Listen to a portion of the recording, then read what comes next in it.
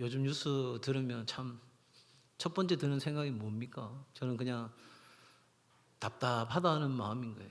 집사람이 항상 옆에서 잔소리해요. 아니 답답하다면서 맨날 뉴스를 보냐고. 그래도 제가 놔두라. 다른 데 틀지 말고 놔두라. 세상이 어찌 돌아가는지 좀 봐야 되겠다. 뭐 맨날 똑같은 뉴스인데 그러냐.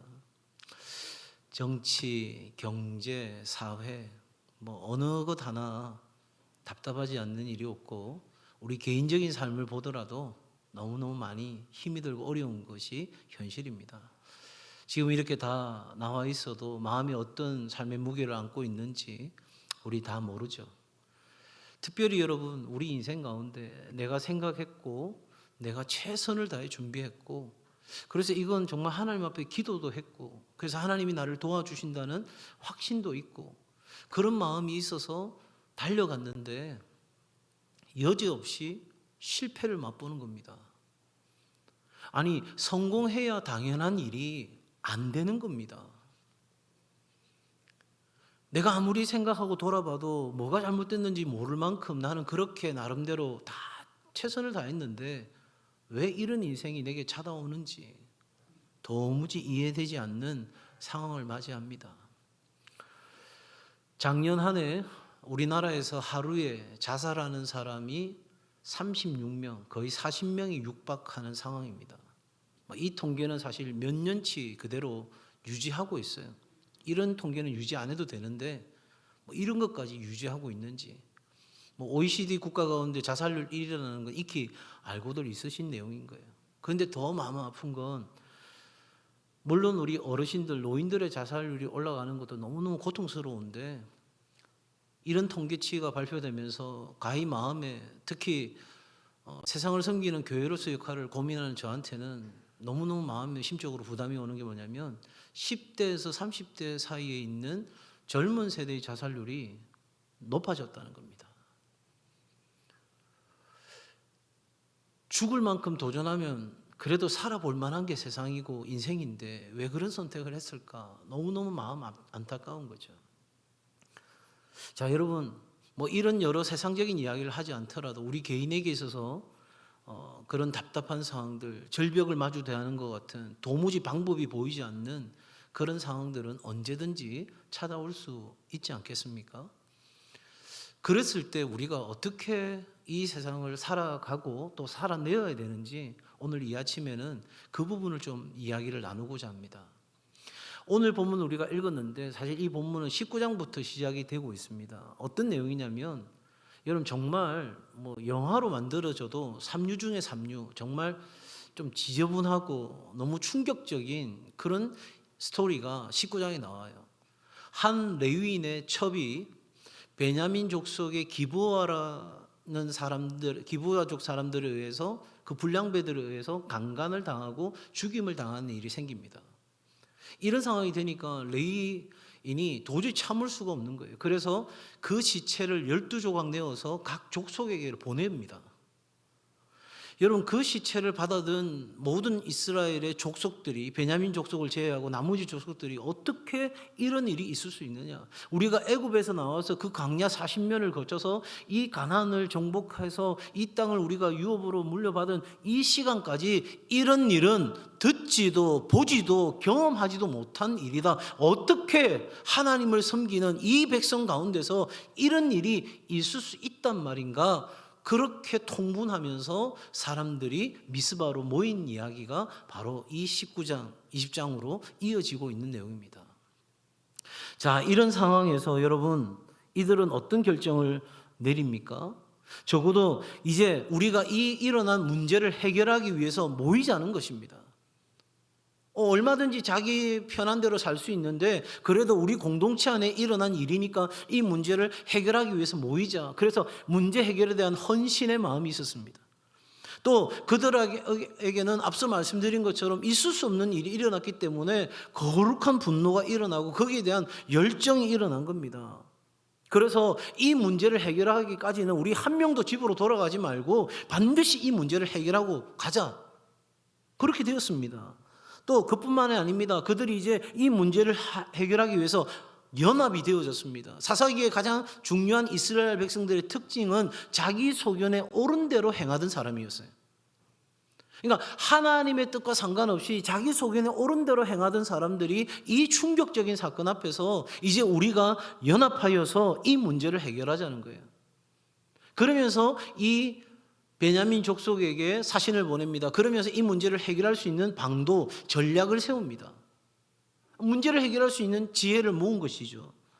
더 나아가서 여러분, 이들은 그들 스스로가 결정하고 나간 게 아니라 성경의 문맥상으로 보면 하나님께 여쭈었더라, 기도했더라, 이렇게 이야기하고 있는 거죠. 그러니까 그들이 이 문제를 해결하는 데 있어서 올바른 행동도 취했습니다. 더 나아가서 그렇게 기도하니까 하나님께서 응답하시는 것과 같은 그런 하나님의 지지도 있습니다. 자, 여러분, 일이 이 정도 되면 성공해야 돼요? 실패해야 돼요? 아니, 확신이 안 드세요? 여기 또 이렇게 기회를 엿보는 분들이 계세요. 여러분, 일이 이쯤 되면 성공해야 돼요? 실패해야 돼요? 당연히 성공해야 되죠. 예? 내가 할 수 있는 모든 것들이 다 집약이 되어졌고 심지어 하나님까지 전폭적으로 내 삶을 지지하는 이 상황에서 내 옆에 있는 누군가가 나를 지켜볼 때, 야, 집사님 그 일은 반드시 돼. 집사님 자녀는 반드시 그 일이 형통하게 풀릴 거야. 내가 봐도 그거 정말 열심히 다해서 정말 최선 다해서 이거 하나님 도와주시지 않으면 진짜 하나님 살아계신지 의심스러워. 그만큼 될 거야. 괜찮아. 이렇게 되어져야 될 일인데, 오늘 본문에서 여러분 한번 보십시오. 자, 17절 한번 읽어보시겠어요? 17절 같이 읽습니다. 시작.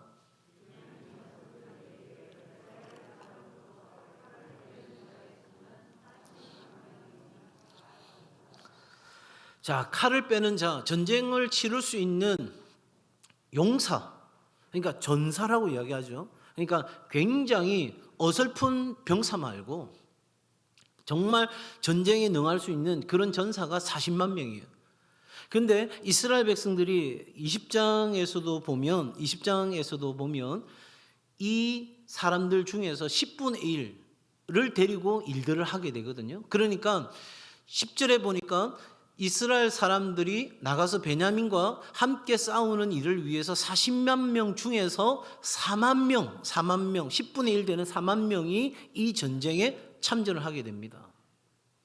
자, 그런 상황에서 어떤 일이 일어나느냐? 앞서 말씀드린 것처럼 반드시 그러면 이 전쟁의 명분은 누구에게 있어요? 베냐민 족속에게 있어요? 나머지 11족속에게 있어요? 명분. 당연히 남은 이 족속들에게 명분이 있잖아요. 싸울 명분이 생긴 거잖아요. 예? 그리고 반드시 이건 의로운 일인 거고요. 하나님 보실 때 이건 분명히 베냐민 족속이 잘못한 것이니까 이 일을 치르러 나갈 때 승리해야 되잖아요. 그런데 첫 번째 싸움에서 2만 2천 명이 죽어요. 베냐민 족속이 나머지 이스라엘 연합군을 쳐서 2만 2천 명이 죽어요. 황당한 일이 벌어진 거예요. 내가 그렇게 열심히 노력해서 취업을 하려고 준비했는데 그만 내가 실패하게 된 거예요. 이건 틀림없이 되는 일이었고 되어야 되는 일이었는데 안 되는 거예요. 얼마나 낙심이 찾아오겠어요, 그죠? 자, 이 상황에서 오늘 성경은 이야기합니다. 22절 한번 읽어보시겠어요? 22절 같이 읽습니다. 시작.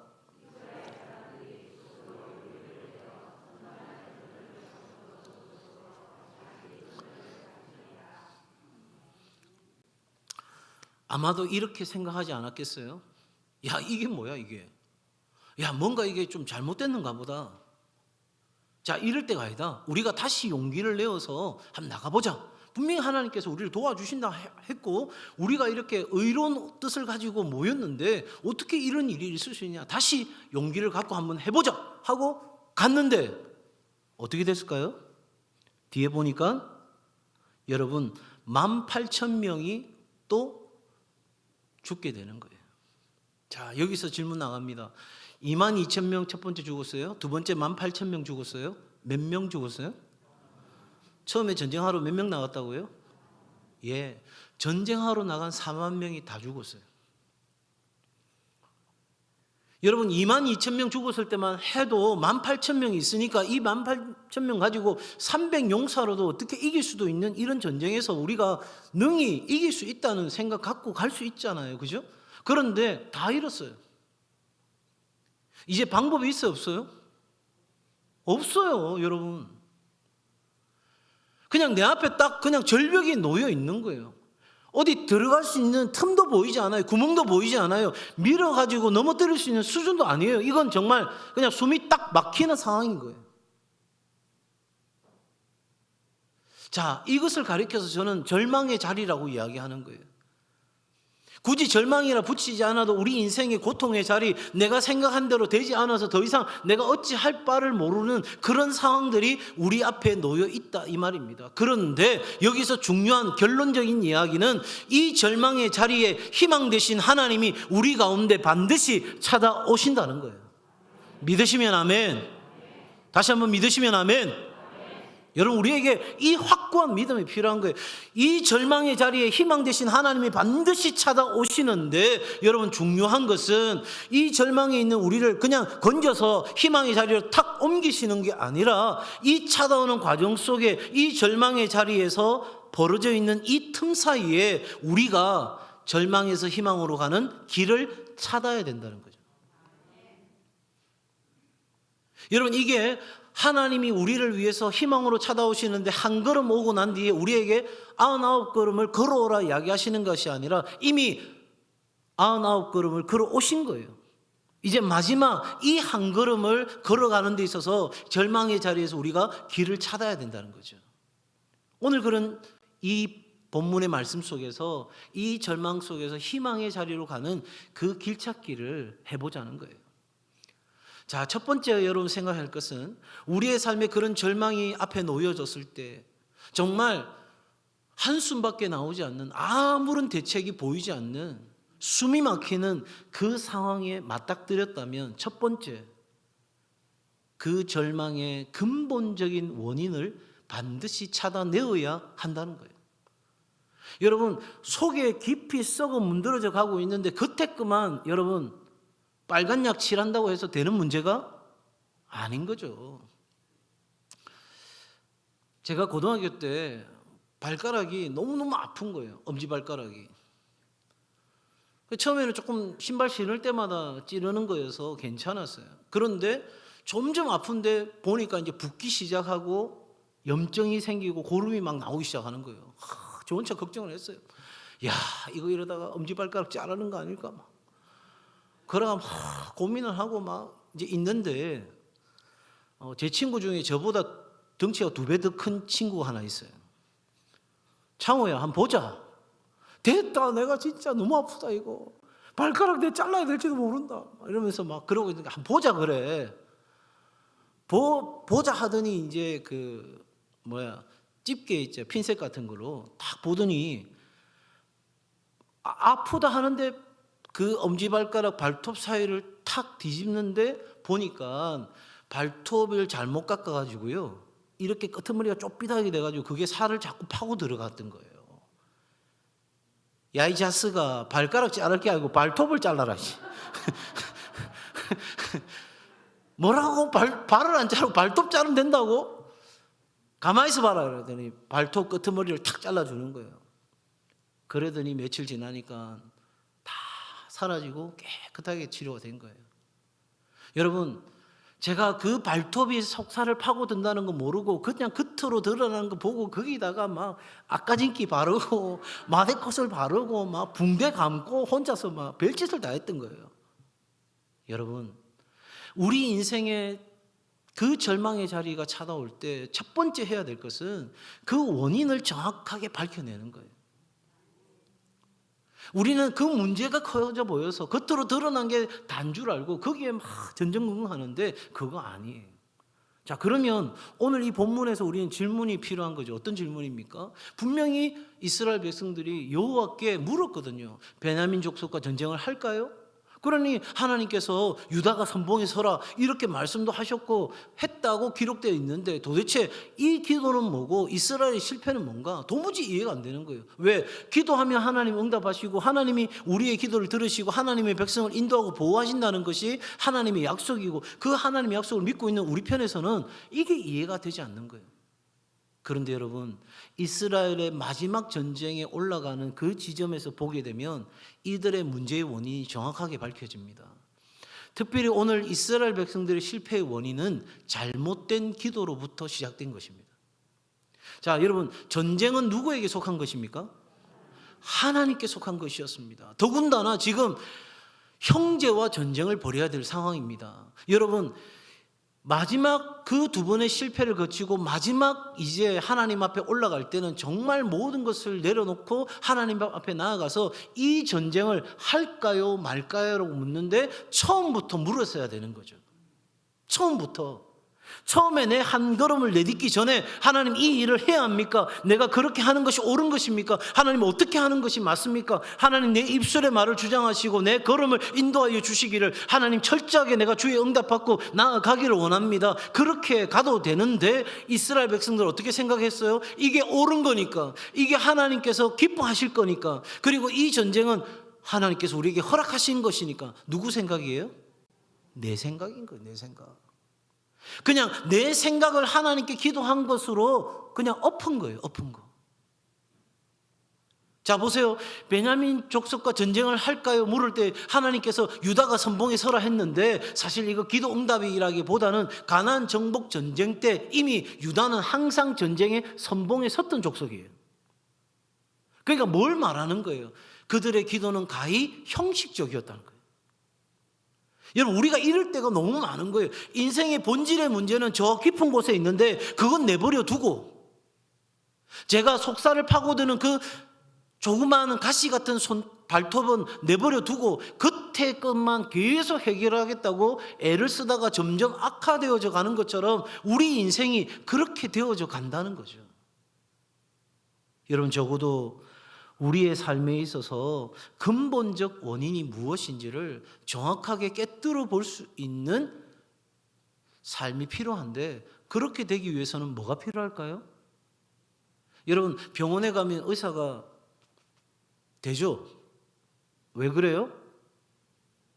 소리 들어야 진단이 가능한 거잖아요. 우리가 문제의 원인을 보기 원한다면 정확하게 볼 수 있는 눈이 필요하지 않겠어요?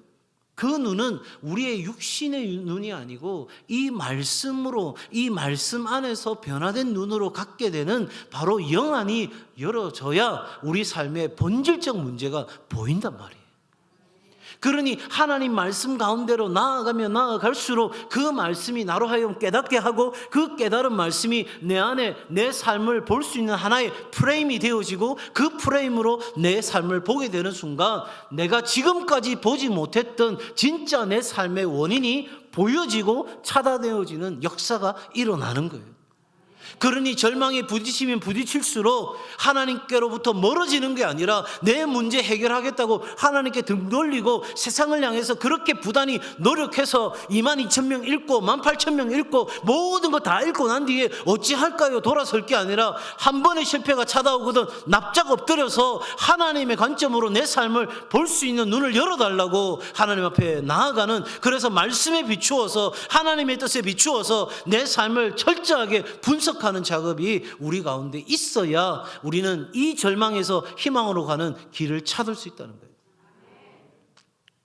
두 번째로 여러분 중요한 것은요, 그 절망의 자리에서 희망으로 가기 위해서는 너무 당연한 이야기인데 희망을 잃어버려서는 안 된다는 거예요. 뭐를 잃어버리면 안 된다? 희망을 잃어버리면 안 된다. 자, 여러분, 오늘 본문의 이스라엘 백성들이 참 대단한 거는 그 22,000명을 읽고 나서 저 같으면 너무 열받았을 것 같아요. 어떻게 이럴 수 있나? 우리가 잘못한 게 뭐고? 우리는 옳게 행한 것밖에 없는데 어떻게 하나님 이럴 수 있나? 그럴 수 있을 텐데 이스라엘 백성들은 아까 우리 읽었던 내용에서 다시 읽지 않습니다. 스스로 용기를 내었다는 거예요. 그걸 다른 말로 표현하면 뭡니까? 희망을 잃을 수 있는 상황에서 희망을 잃지 않았다는 거죠. 자, 여러분, 여기에 종이가 있습니다. 뭐가 보이십니까? 표정이 뭐가 보이긴 아무것도 안 보이는데. 아니, 종이 보이잖아요. 종이. 백지 보이시죠? 네.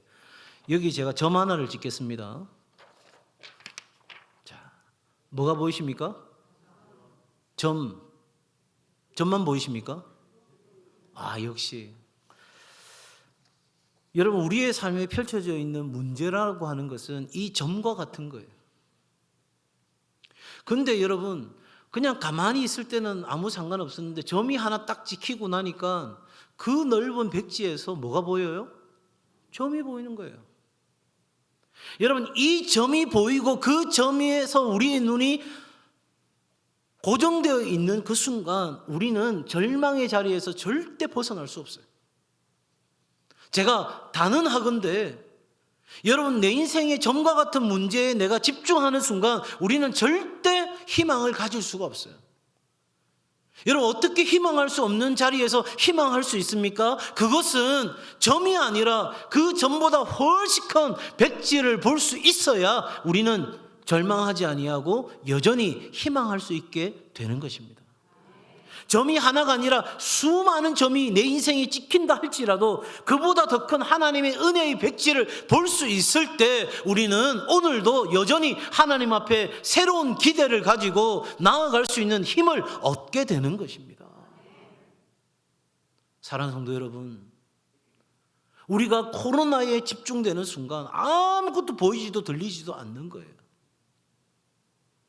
지금 내 앞에 있는 이 어려운 상황 앞에 놓여 있을 때 어제도 실패했습니다. 그 전에도 실패했습니다. 또다시 실패할 것 같은 두려움이 내 안에 엄습해 옵니다.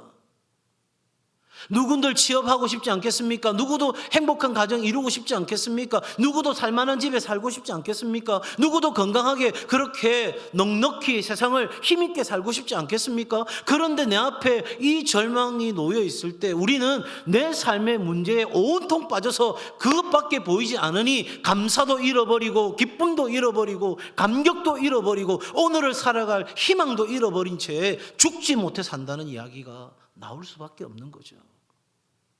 그러니 여러분, 이스라엘이 스스로 용기를 낼 수 있었던 것은 우리에게 있는 18,000명 때문에 용기를 낼 수 있었던 게 아니라 그나마 적은 믿음이었지만, 그나마 잘못된 믿음이었지만 누구에 대한 믿음? 하나님에 대한 믿음이 있었기에 그들은 스스로 용기를 내고 희망할 수 없는 그 자리에서 희망할 수 있게 된 것입니다.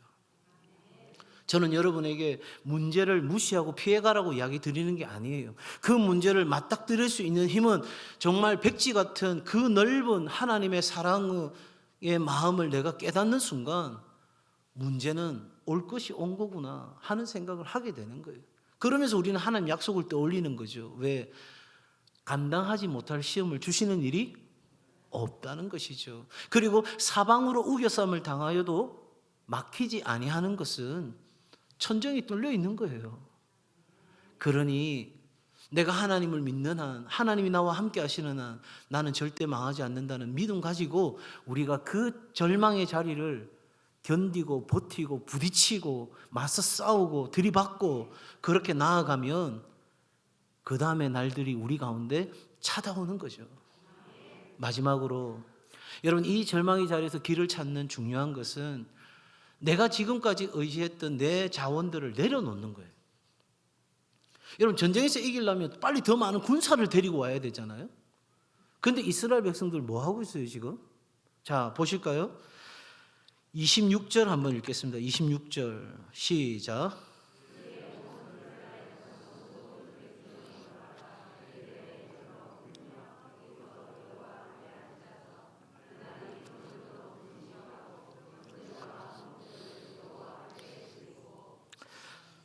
그렇게 하니까 이스라엘 자손이 여호와께 물으니라 이렇게 되어 있어요.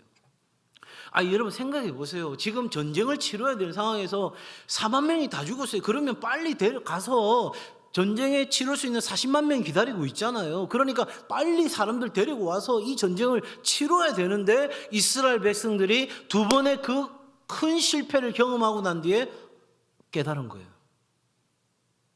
이게 뭔가 잘못되었구나. 우리가 지금 우리의 신념, 우리의 자원, 우리의 대안 이런 것 가지고 나아가서 실패하는 이 상황 가운데서 이스라엘 백성들이 눈치챈 거예요. 3-4번, 3번 만에. 이 문제는 우리의 자원의 문제가 아니라 하나님과의 관계의 회복과 하나님 앞에 절대적인 믿음과 그 하나님을 향한 우리의 온전한 기도가 있어야 이 전쟁은 제대로 되어지겠구나 깨닫는 거예요. 성도 여러분, 누군가의 말처럼 절망하려거든 완전히 절망해야 돼요. 그냥 어설프게 절망하면 아직도 여전히 내 중심적 삶이 남아있게 되는 거예요. 여러분, 고난이 찾아올 때 잘 기억하십시오. 대안이 많으면 고난의 시간이 길어질 수밖에 없어요. 사람은요, 여간해서 하나님 찾지 않습니다. 여러분, 정말 지혜로운 게 뭔지 아세요? 신호가 딱 오려고 할 때 눈치채고 납작 엎드리면 되는데 정말 끝까지 모진매를 다 맞고 피투성이가 되고 그래도 정신 못 차리고 결국 하나님 원망하고 불평하고 떠나는 사람들을 보게 되면 너무너무 마음 안타까운 거예요.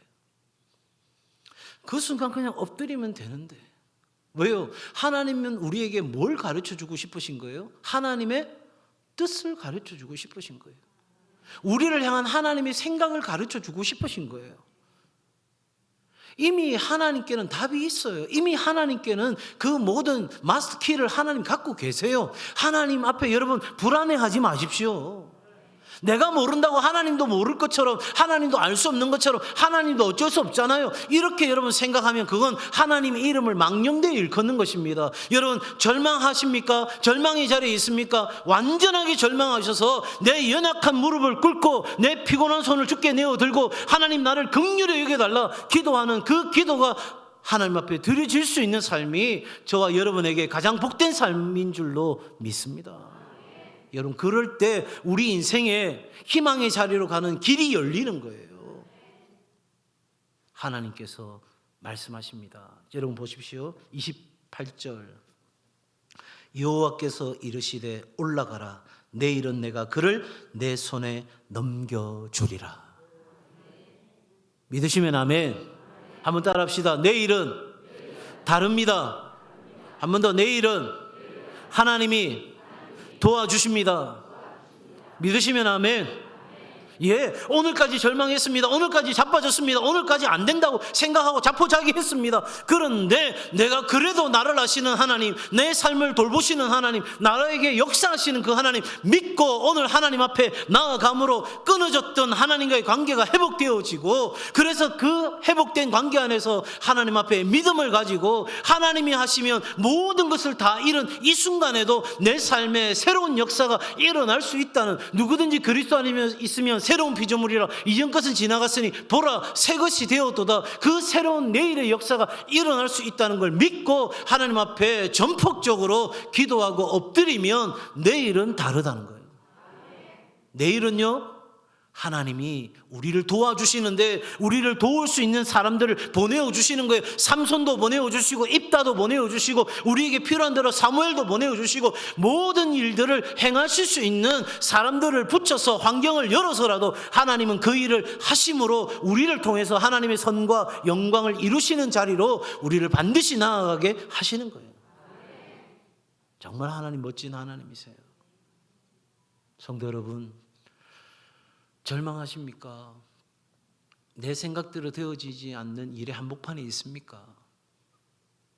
그래도 여러분 그 문제의 원인을 찾을 수 있고 그래도 내가 그 문제가 아닌 하나님 바라보면서 여전히 하나님이 주시는 희망을 소망을 붙잡고 더 이상 이제 내 자원이 아니라 전적으로 하나님을 신뢰함으로 하나님 주신 은혜로 살아가고자 할 때 우리에게 찾아오는 희망을 만나게 될 줄로 믿습니다. 그러면 된 겁니다. 그러면 사는 겁니다. 예. 여러분 생각해 보십시오. 무인도 섬에 있는데 그렇게 살고 싶어서 아우성 치고 발버둥 쳤는데 이제 아무것도 못하겠다고 생각되는 순간 저 수평선 너머에서 빛 하나가 보이기 시작하고 점점 그 빛이 내게 가까이 옵니다. 그때 무인도에 있는 사람이 첫 번째로 고백하는 말이 뭘까요? 이제 살았다. 여러분, 이 코로나로 힘겨운 이 시대를 살아가는 우리에게 희망이 다시 찾아오는 역사가 있기를 주의 이름으로 축복합니다. 기도하겠습니다.